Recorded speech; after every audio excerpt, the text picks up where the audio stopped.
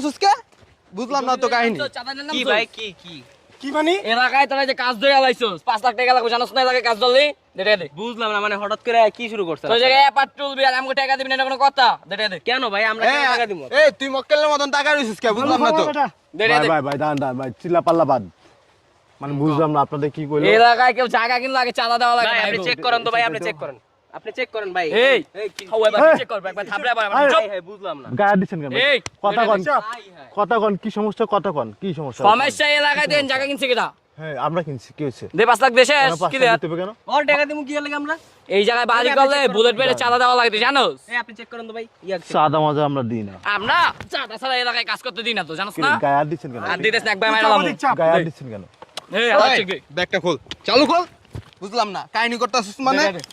কি আপনারা কি শুরু হ্যাঁ করলেন? মোবাইলটা দে আপনারা কি আরে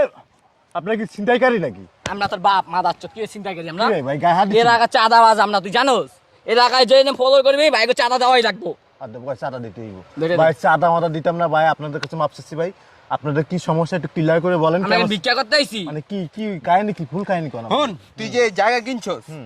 ট্যাক্স লাগে না সরকারের অরক লাগে। মাঙ্গরে একটা ট্যাক্স লাগে কি কইছিস বুঝছস